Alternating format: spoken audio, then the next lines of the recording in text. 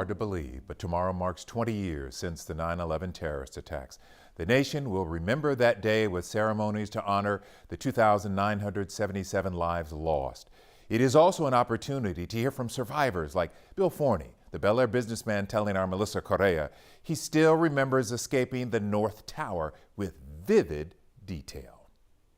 In 2001, 27-year-old Billy Forney was an assistant commodity trader, worked on the 85th floor of One World Trade Center, the North Tower. Literally almost at the top of the world of a 110-story building, right? 20 years ago, on September 11th, he had just wrapped a conversation about Monday Night Football when a horrific explosion occurred. I was thrown from my chair onto my knees, and as I stumbled to stand up, I realized that this 110-story building was lurching back and forth with sickening vengeance. We were gonna go over. That's what I thought. It was like being at the top of a roller coaster. Billy worked his way down 85 flights of stairs, a terrorist attack survivor who feels like it's my job to continue to tell my story. At BillyForney3.com, his story. You know, there is a lot of bad out there, but there's a lot of good too. From the people who helped others escape to the first responders and rescue teams fueled by hope as they dug through debris.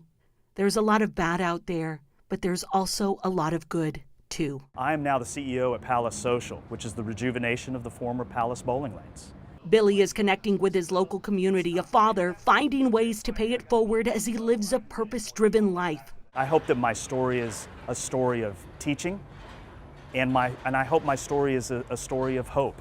As the nation prepares to remember what we lost. Sure, the building fell. A personal reflection of what we still have. But that beam kept the building up for long enough for me and thousands of others to survive that day.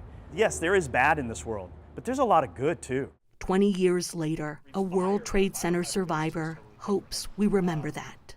Melissa Correa, KHOU 11 News. Surviving a tragedy with perspective.